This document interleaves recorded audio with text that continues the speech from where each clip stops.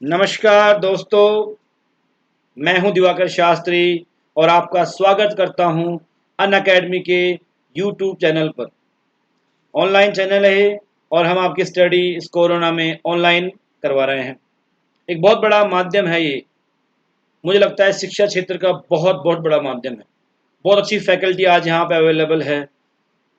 तो मेरा मानना है कि आप लोग अधिकतम मात्रा में इसमें पार्टिसिपेट करें और अपने ज्ञान में वृद्धि करें। आने वाले जो एग्ज़ाम्स हैं उनको लेकर हमने ये शेड्यूल बनाया है। तो आप जो कल मेरी जो क्लास थी जहाँ ख़त्म हुई थी वहीं से दोबारा स्टार्ट कर रहे हैं क्लास को।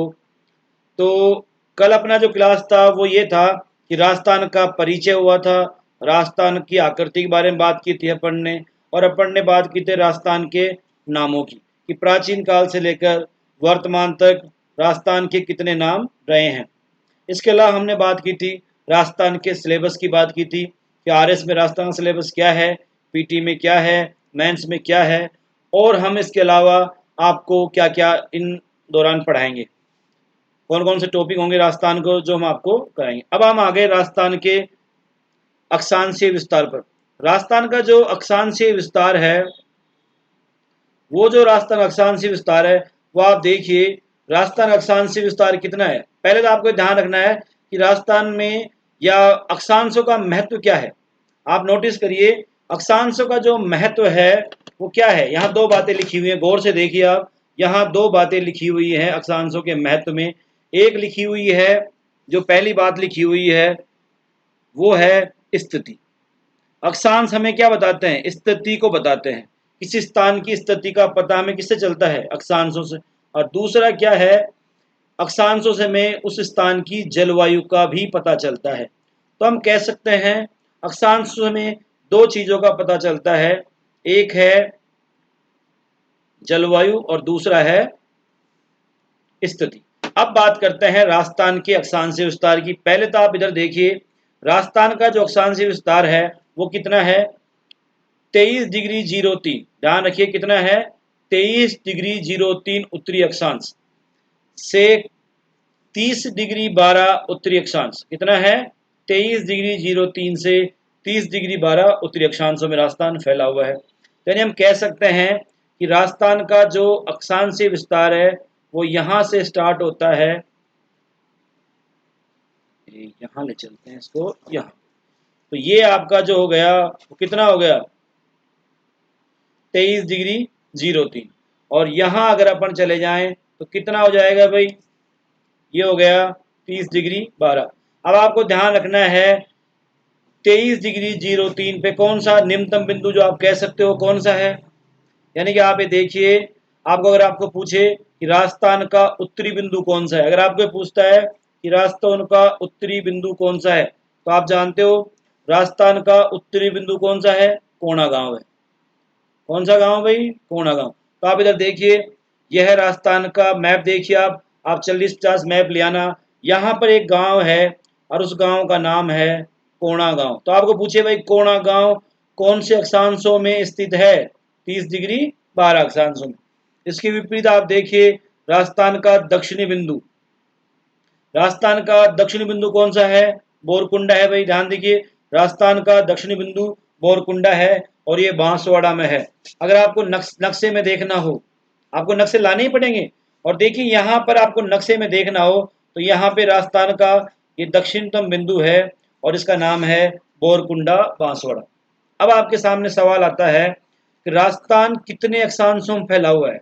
यानी राजस्थान का जो अक्षांशीय अंतर, बहुत एग्जामों में पूछते हैं, बहुत सारे एग्जामों में पूछा हुआ है कि राजस्थान का अक्षांशीय अंतर क्या है। तो आप गौर से देखिए ये जो अंतर है वो कितना है? 60 डिग्री 9 का है। राजस्थान का जो अक्षांशीय अंतर कितना है? 60 डिग्री 9 का है।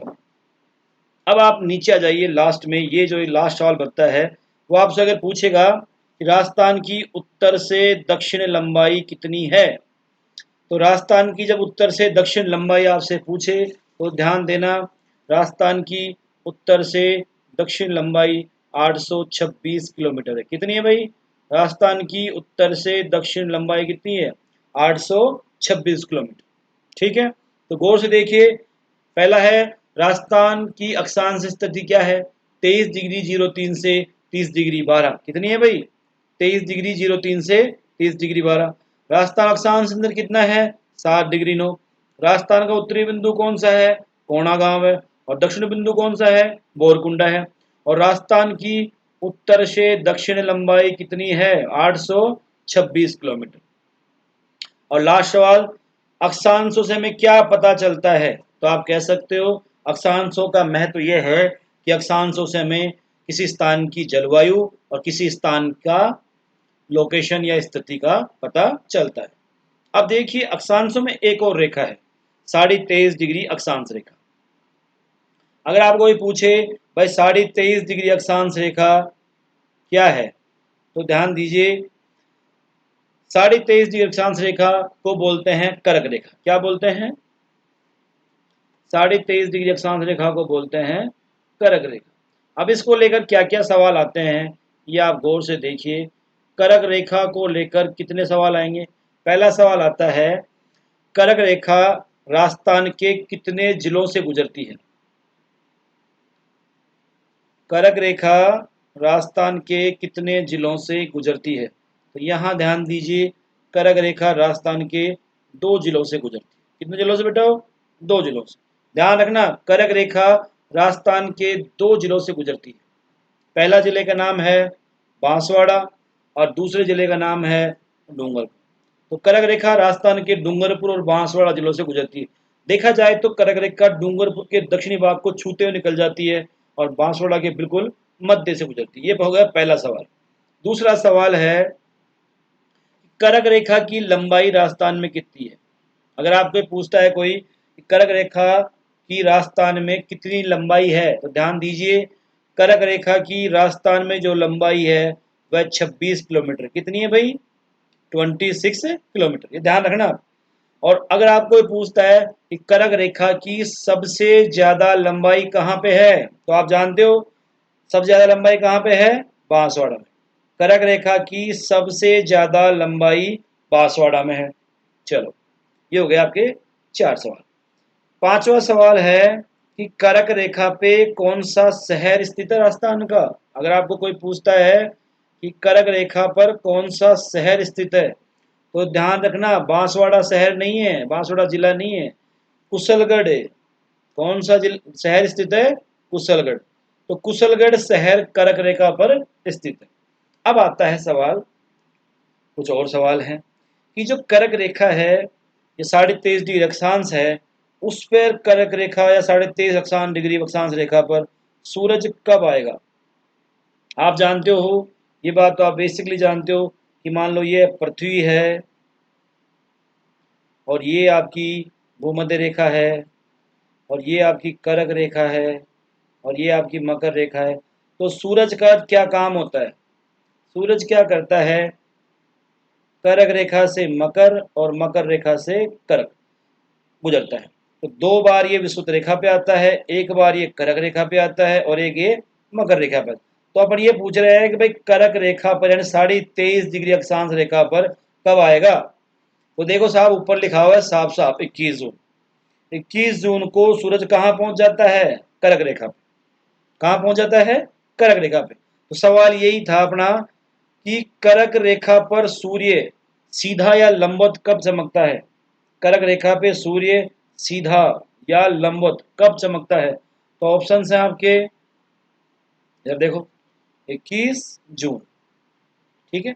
अब ये आप जानते ही हो 21 जून को उत्तरी गोलार्ध,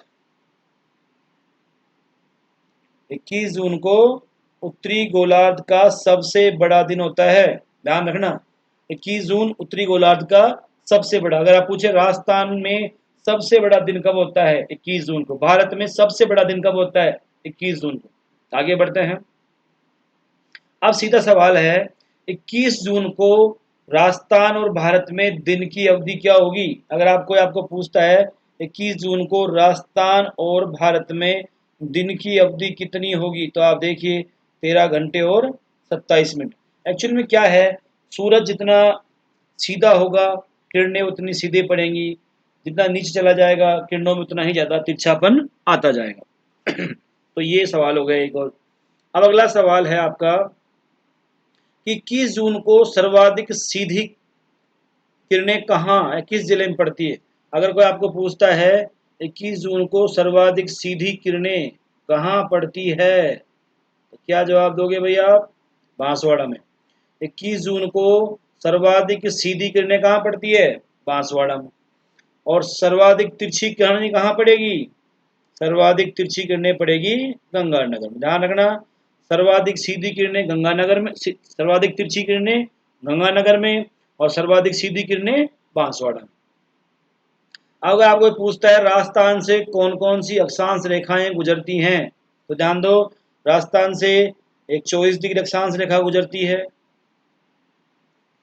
ठीक है साहब, 25 गुजरेगी, 26 गुजरेगी, 27 गुजरेगी, 28 गुजरेगी, 29 गुजरेगी और 30 गुजरेगी। अब आपको 3 इंपॉर्टेंट अक्षांश रेखाएं हैं जो ध्यान रखनी है। एक आपने ध्यान रख ली 23.5 डिग्री। अब देखना है, अगर आपको पूछता है कि 24 डिग्री अक्षांश रेखा राजस्थान के कितने जिलों से गुजरती है, ध्यान रखना डूंगरपुर, बांसवाड़ा, प्रतापगढ़ और झालावाड़। डूंगरपुर, बांसवाड़ा, प्रतापगढ़ और झालावाड़। ध्यान रखना 24 डिग्री अक्षांश रेखा डूंगरपुर, बांसवाड़ा, प्रतापगढ़ और झालावाड़ से गुजरती है। वहीं 29 डिग्री अक्षांश रेखा गुजरती है बीकानेर, चूरू और झुंझुनू। ध्यान रखना बीकानेर, चूरू और झुंझुनू। इसके अलावा 30 डिग्री अक्षांश रेखा गंगानगर और हनुमानगढ़। तो साहब ये हो गया 23.5 डिग्री अक्षांश रेखा यानी कर्क रेखा खंड। दोबारा बता रहा हूँ, 23.5 डिग्री कर्क रेखा या अक्षांश रेखा राजस्थान के कितने जिलों से गुजरती है? डूंगरपुर को छूती हुई जाती है और बांसवाड़ा के मध्य से गुजरती है। इसकी लंबाई कितनी है राजस्थान में? 26 किलोमीटर है। सबसे ज्यादा लंबाई कहाँ पे है? बांसवाड़ा में है। कौन सा शहर कर्क रेखा पे स्थित है राजस्थान का? कुशलगढ़। कर्क रेखा पे सूर्य सीधा कब चमकता है? 21 जून। 21 जून को सर्वाधिक सीधी किरणें कहाँ पड़ती है? बांसवाड़ा में। सबसे ज्यादा तिरछी किरणें कहाँ पड़ेगी? गंगानगर में। 21 जून को भारत और राजस्थान में दिन की अवधि कितनी होगी? 13 घंटे और 27 मिनट। ठीक है। राजस्थान से गुजरने वाली अक्षांश रेखाएं कौन कौन सी हैं? 24, 25, 26, 27, 28, 29 और 30। 24 डिग्री कहाँ से होती है? डूंगरपुर, बांसवाड़ा, प्रतापगढ़ और झालावाड़। 29 डिग्री बीकानेर, चूरू, झुंझुनू और 30 डिग्री गंगानगर और हनुमानगढ़। तो ये होगी साहब अक्षांशों की खानी। आगे बढ़ते हैं साहब, और आगे क्या है? राजस्थान का देशांतरीय विस्तार है। अब आपको कोई पूछे भाई देशांतर रेखाएं कौन सी होती है, बाई चांस आपको पूछ ले, तो ध्यान रखना ये आपके दिमाग में आ रहा हुआ देशांतर रेखाएं कौन सी होती हैं। जो आपने ग्लोब पर ऐसी रेखाएं देखी होंगी, ऊपर से नीचे की ओर लाइनें खिंच रही होंगी, थोड़ी अच्छी हो गई। आपने देखा ग्लोब पे ऐसे सीधी सीधी लाइनें होंगी बहुत सारी पृथ्वी पे।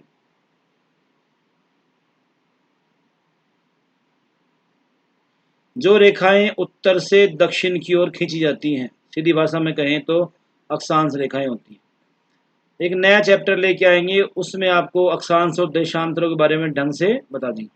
यानी यूं समझिए कि जो रेखाएं यूं खींची होती हैं उन्हें कहते हैं अक्षांश रेखाएं, सॉरी देशांतर रेखाएं। अब आपका दूसरा सवाल है देशांतर रेखाएं क्या काम आती है, तो ध्यान रखना देशांतर रेखाओं से भी किसी स्थान की स्थिति ज्ञात की जाती है। देशांतर रेखाओं से भी स्थिति को ज्ञात किया जाता है। पहली बात तो ये हो गई। और दूसरी बात है किसी स्थान का समय अगर आपको निकालना हो तो उसके लिए भी आपको देशांतरों का पता होना चाहिए। दो बातें हैं भाई यहाँ पे। अक्षांश क्या काम आ रहे थे? जलवायु और स्थिति का पता बताने में काम आ रहे थे। और देशांतर क्या काम आ रहे हैं? देशांतर किसी स्थान का समय और उसकी स्थिति बताने में काम आ रहा है। अब देखो भाई राजस्थान का जो देशांतरी विस्तार कितना है, पहले तो आप ही ध्यान दें, तो आप ध्यान देना राजस्थान का जो देशांतरी विस्तार है 69 डिग्री 30 से 78 डिग्री 17 है। कितना है? देखो जब कितना है भाई? 69 डिग्री 30 EL लगा हुआ यानी पूर्वी देशांतर, ठीक है, से 78 17 पूर्वी देशांतर। हम कह सकते हैं राजस्थान का देशांतरी विस्तार 69 डिग्री 30 से 78 डिग्री 17 पूर्वी देशांतर है। अगला क्वेश्चन है राजस्थान का देशांतरीय अंतर कितना है। यानी जैसे अक्षांशों में 60 डिग्री 9 देश अक्षांशों का अंतर, उसी प्रकार आपको ध्यान रखना है कि राजस्थान का देशांतरीय अंतर कितना है, 8 डिग्री 47। कितना है भाई, 8 डिग्री 47। अब देखो भाई देशांतर कैसे निकालते हैं, कुछ नहीं, सिंपल से घटाना है। 78 मिनट 17 सेकंड हो गए, ये तो होती है मिनट, डिग्री के रूप मिनट में होती है, और डंडी छोटी डिग्री आपको ये सेकंड होती है। ये 69 30, यानी 78 17 में से 69 30 घटा देंगे, और कितना अंतर आ गया, 8 डिग्री 47 का। अब आप देखो ये 7 का आपने क्या ले लिया, 7।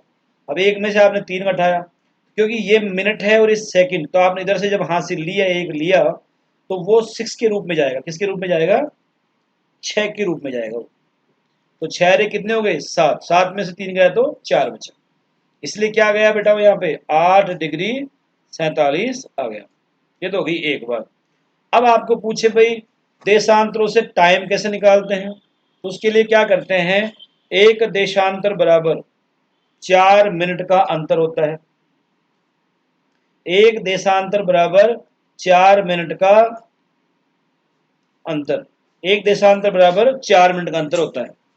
ठीक है, तो अगर हम बात करें एक देशांतर बराबर 4 मिनट का अंतर होता है, तो राजस्थान में जो अंतर है वो कितना है, तो आप ध्यान दो, राजस्थान में कितना था देशांतर अंतर, 8 डिग्री 47, 8 मिनट 47 का। तो 8 को अपन ने क्या कर दिया, 4 से गुणा कर दिया, तो कितना आ गया, 8 चौक 32।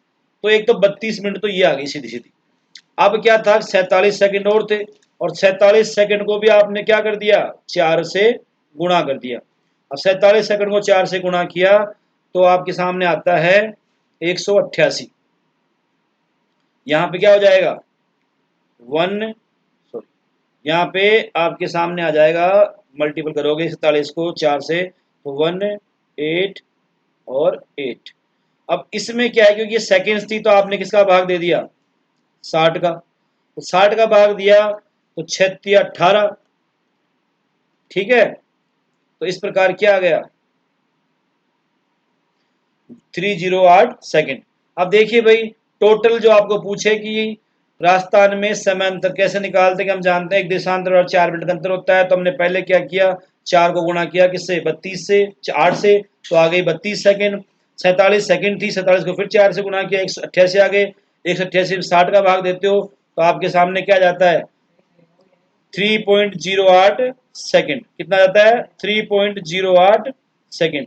तो कुल मिलाकर जो समय हो जाता है राजस्थान का अंतर हो जाता है समय का, वो होता है 35 मिनट और 08 सेकंड। अब आप एक ध्यान रखिए, ये जो 35 मिनट और 08 सेकंड है, इसे लगभग में हम कह देते हैं कि राजस्थान के पूर्व और पश्चिमी बिंदु के मध्य 36 मिनट का या लगभग आधा घंटे का अंतर है। कितना अंतर है, आधा घंटे का अंतर है। अब देखो, अगर आपको कोई पूछता है कि राजस्थान का पूर्वी बिंदु कौन सा है, अगर कोई आपको पूछे कि राजस्थान का पूर्वी बिंदु कौन सा है, तो आप ये समझ लीजिए ये हो गया आपका पूर्वी बिंदु इधर, और ये हो गया आपका पश्चिम बिंदु। तो जब आपको पूछे राजस्थान का पूर्वी बिंदु कौन सा है, तो आप क्या करोगे, यहाँ पे आप जानते हो यहाँ पे कौन सा अक्षांश है, 78 डिग्री 17 या 78 मिनट 17 सेकंड, और यहाँ पर स्थित है सिलाना गांव। तो राजस्थान का पूर्वी बिंदु पे कौन सा गांव है, सिलाना। और सिलाना कहाँ पे है भाई, सिलाना पड़ता है धौलपुर। तो ध्यान रखिए राजस्थान का पूर्वी बिंदु पर सिलाना है और वो धौलपुर में पड़ता है। अगर आपको पूछता है राजस्थान का पश्चिम बिंदु, तो पश्चिम बिंदु राजस्थान का है भाई कटरा। कौन सा है भाई, कटरा। तो राजस्थान का पूर्वी बिंदु सिलाना और पश्चिम बिंदु राजस्थान का कटरा है, और कटरा पड़ता है जैसलमेर में। तो राजस्थान का पूर्वी बिंदु कौन सा है, सिलाना, और राजस्थान का पश्चिम बिंदु कौन सा है, कटरा। अगर आपको पूछता है कि सिलाना कितने देशांतरों पे स्थित है, तो आपको बताना है 78 डिग्री 17 पूर्वी देशांतर, 78 17 पूर्वी देशांतर। अगर आपको पूछता है राजस्थान का पश्चिम बिंदु कितने देशांतरों पर स्थित है? तो आप कह सकते हैं 69, 30 लॉन्गिट्यूड ईस्ट। ठीक है। अब आपको पूछ रहा है कि राजस्थान की पूर्व से पश्चिम चौड़ाई क्या है? राजस्थान की पूर्व से पश्चिम चौड़ाई क्या है? तो हम कह सकते हैं राजस्थान की पूर्व से पश्चिम में जो चौड़ाई है वो कितनी है?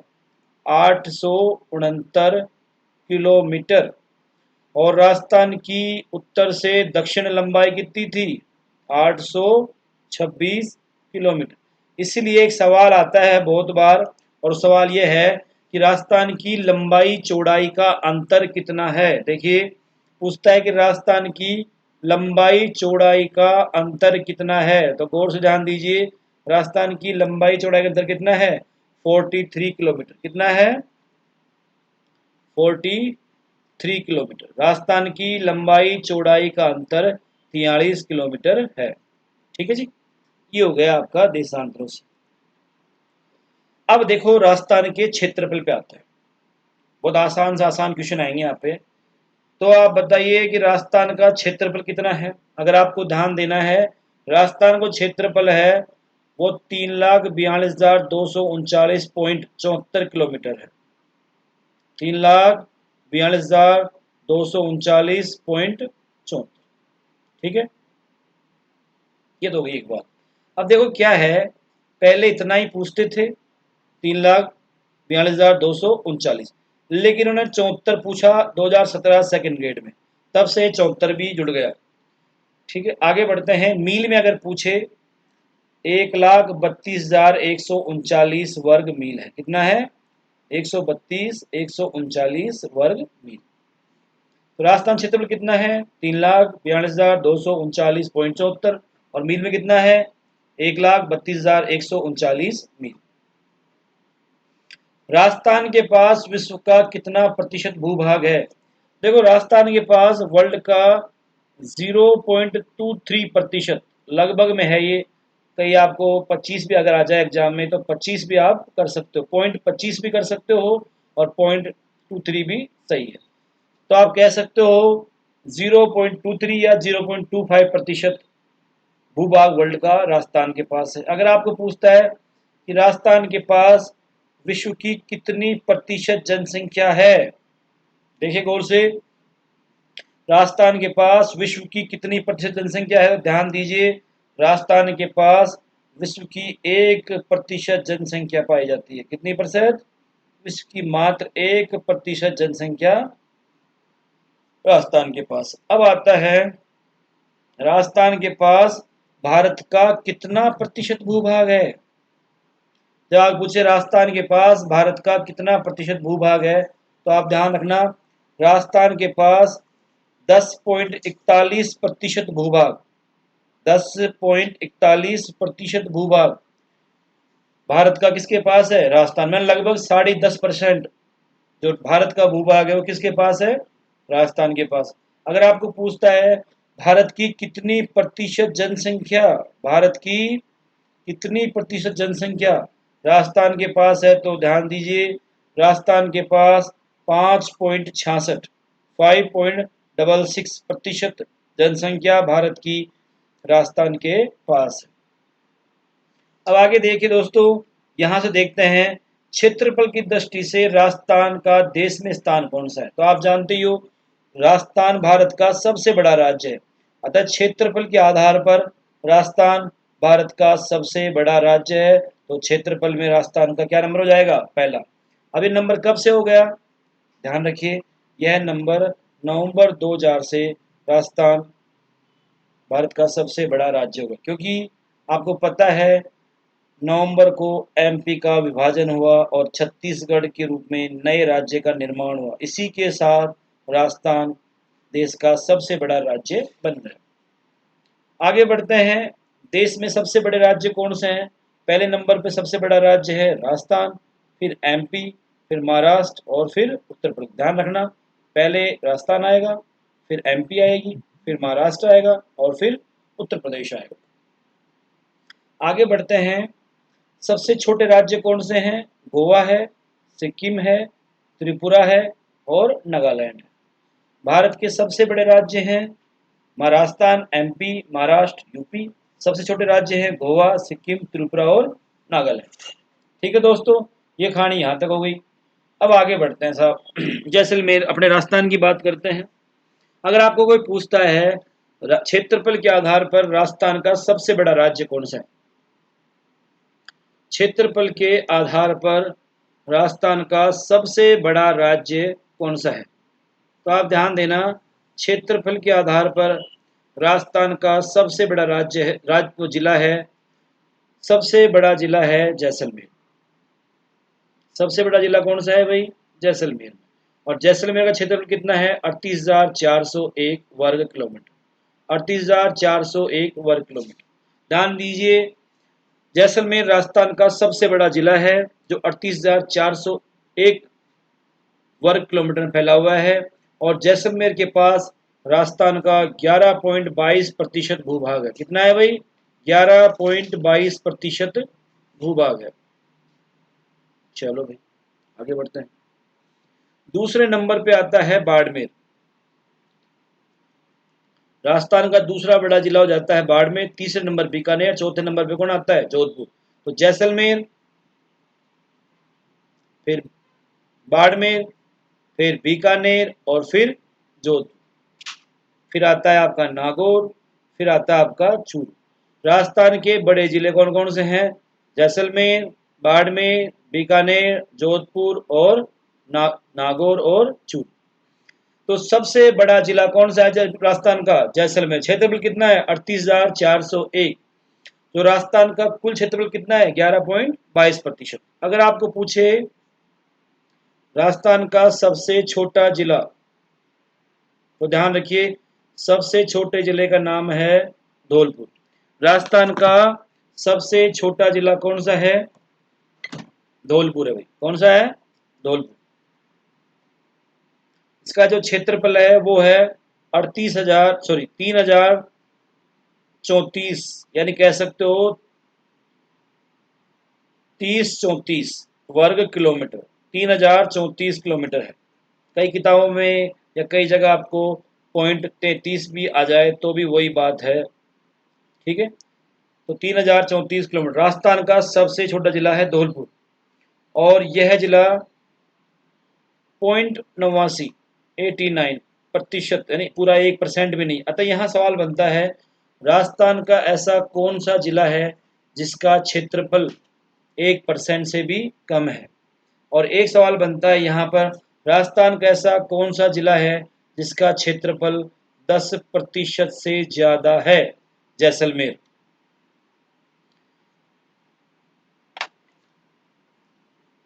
अब टोटल टाइम, चलो आगे बढ़ते हैं।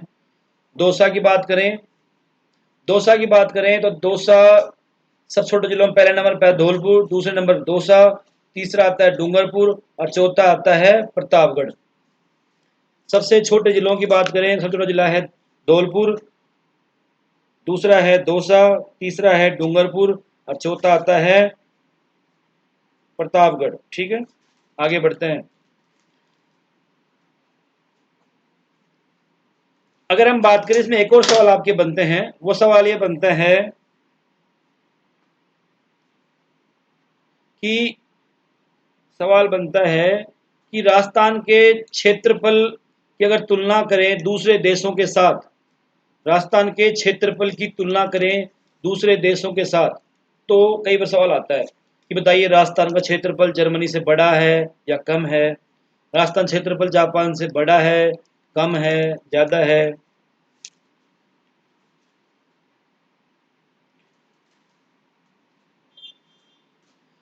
चलो आगे बढ़ते हैं। तो फिर अब देखिए, राजस्थान का जो क्षेत्रफल है जर्मनी के बराबर है, जापान के भी बराबर है। देखिए राजस्थान का जो क्षेत्रफल है वो जर्मनी और जापान के लगभग बराबर है। आप जब पुराने पेपर देखेंगे तो इस तरह के सवाल आए हुए हैं कि जो राजस्थान के क्षेत्रफल है वो जर्मनी और जापान के लगभग क्या है, बराबर है।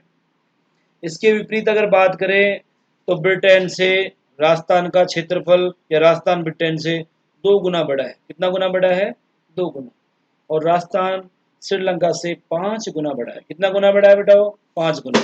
और वहीं बात करें इजराइल के साथ, तो राजस्थान का क्षेत्रफल इजराइल से 17 गुना ज़्यादा है।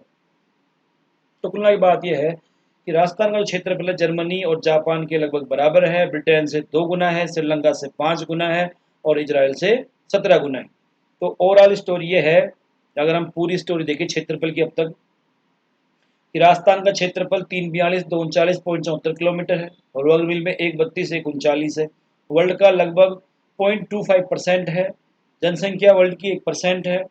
वर्ल्ड का भारत का 10.5% एंड 10.41% भूभाग राजस्थान के पास है और भारत की जनसंख्या का 5.66% राजस्थान के पास है। क्षेत्रफल की दृष्टि से अगर बात करें तो राजस्थान देश में पहले नंबर पे आता है। अगर क्षेत्रफल की अगर हम बात करें तो राजस्थान देश में पहले नंबर पे है। ये नंबर आता है नवंबर 2000 के बाद, जब एमपी का विभाजन हो जाता है और छत्तीसगढ़ का निर्माण होता है। राजस्थान जो है वो देश का पहला नंबर का क्षेत्रफल में आधार पर बड़ा है। उसके बाद में राजस्थान के बाद आता है एमपी, फिर महाराष्ट्र और फिर उत्तर प्रदेश। वहीं सबसे छोटे राज्यों में गोवा, सिक्किम, त्रिपुरा और नागालैंड है। अगर हम आगे बढ़ें तो क्षेत्रफल की बात करें, राजस्थान में जिले बड़े बड़े कौन से हैं? तो सबसे बड़ा जिला है जैसलमेर, फिर बाड़मेर, फिर बीकानेर और फिर जोधपुर है। सबसे छोटे जिलों की बात करें तो धौलपुर, दौसा, डूंगरपुर और फिर प्रतापगढ़ है। राजस्थान के क्षेत्रफल की अगर अन्य देशों से हम तुलना करते हैं तो राजस्थान का क्षेत्रफल जर्मनी के बराबर है, जापान के भी बराबर है, ब्रिटेन से 2 गुना है, श्रीलंका से 5 गुना है और इजराइल से 17 गुना है। चलो सर, तो देखिए दोस्तों, बात ऐसी है, यहाँ तक आज का हो गया। आज हमने देखा राजस्थान का अक्षांशीय विस्तार, राजस्थान का देशांतरी विस्तार और आज हमने देखा राजस्थान के क्षेत्रफल की स्थिति। कल हम देखेंगे संभागीय व्यवस्था, जिलों का निर्माण, संभागों का निर्माण। उसके अलावा हम देखेंगे कल कि आगे अगर मान लो टाइम बचता है तो राजस्थान की सीमाएं भी साथ साथ देख लेंगे। देखो दोस्तों, ये जो वीडियो है इसको आप अधिकतम मात्रा में शेयर कीजिए, लोगों को बताइए कि क्या क्वालिटी मिलेगी आपको। आने वाले टाइम में आपको संपूर्ण क्वालिटी मिलेगी, एक ऐसी शानदार दी जाएगी जिसे आप विश्वास नहीं करोगे। आपके कोई भी एग्ज़ाम हो, किसी भी प्रकार के एग्ज़ाम हो आपके, चाहे आपका आरएस हो, चाहे आपका एसआई हो, चाहे आपका राजस्थान का पुलिस का हो, पटवारी का हो, रीट का हो, अकाउंटेंट का हो, हर किसी एग्ज़ाम में आपको शानदार मैटर मिलेगा। पीपीटी उपलब्ध है अनअकैडमी पर, वीडियोज़ हैं, डायग्राम्स आप देख ही रहे हैं, बनाए रहे हैं और डायग्राम के माध्यम से हम आपको समझाएंगे। तो अब आप अधिकतम मात्रा में इन्हें लाइक करें, अधिकतम मात्रा में इन्हें शेयर करें, ठीक है। अगर हम देखें आपके अब तक का जो कल का वीडियो था, कल का वीडियो में बताया था आपको सिलेबस, मैंने आपको बता दिया था, आरएस का सिलेबस बता दिया था। उसके अलावा मैंने आपको बता दिया था राजस्थान का कुल सिलेबस बता दिया था। फिर मैं आपको बता देता हूँ कि हमारी जल्द ही क्लासें ऑनलाइन स्टार्ट हो जाएंगी। अभी हम रिकॉर्डेड क्लासें आपको दे रहे हैं क्योंकि थोड़ी सी हमारी तकनीकी समस्याएं आ रही हैं, लेकिन जल्द ही हम आपको ऑनलाइन क्लासें रेगुलर देंगे। हमारी जो टीम में है जयदीप सर हैं, वो आपको जानते ही हो, वो इकोनॉमिक्स ले रहे हैं, पॉलिटी पंकज जी ले रहे हैं, ज्योग्राफी मैं ले रहा हूँ, करंट मैं ले रहा हूँ। करंट आपको अच्छा मिल ही रहा है, धीरे धीरे करंट को अपडेट करेंगे और क्लासें आपकी बढ़ जाएंगी, 1-2 क्लासें और बढ़ जाएंगी। तो आप जुड़ जाइए और अधिकतम मात्रा में चैनल को सब्सक्राइब कीजिए, लोगों को बताइए। अब देखो बात ऐसी है दोस्तों, बात पढ़ने से नहीं, खुद को भी मेहनत करनी पड़ेगी आपको। आप सोचते हो कि सारा काम हम ही लोग कर देंगे, मैटर दे देंगे, आपको पढ़ा देंगे, लेकिन आपको भी तो पढ़ना ही पड़ेगा। देखो आप आजकल आराम में हो, बिल्कुल घर पे बैठे हो, खास कोई काम है नहीं, सारे धंधे खत्म है, रोजगार है नहीं।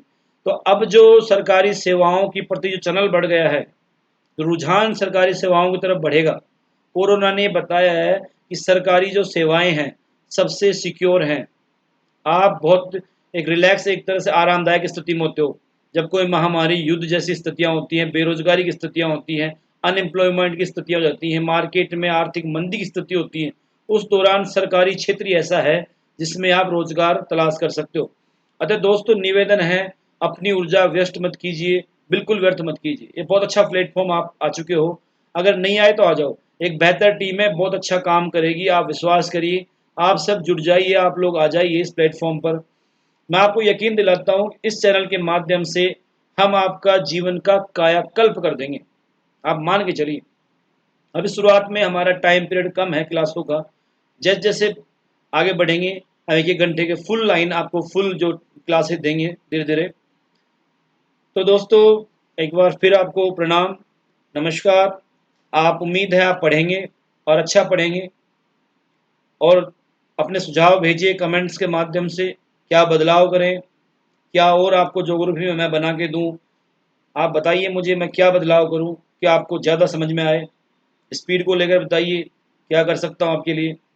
मैटर क्वेश्चंस की जो एमसीक्यू आए जाएंगे 1-2 दिन बाद में आपके, जैसे ही चैप्टर पूरा होगा हम आपको एमसीक्यूज देंगे। बहुत सारे क्वेश्चंस बनाए हैं मैंने पीपीटी के माध्यम से, वो आपको दूंगा, हल कराएंगे आपको ऑनलाइन। तो उम्मीद है आप लोग अच्छा करेंगे। इसी के साथ मैं दिवाकर शास्त्री आज की क्लास का समाप्त करता हूँ। कल सुबह 7 बजे फिर मिलेंगे। ठीक है जी, गुड इवनिंग जी।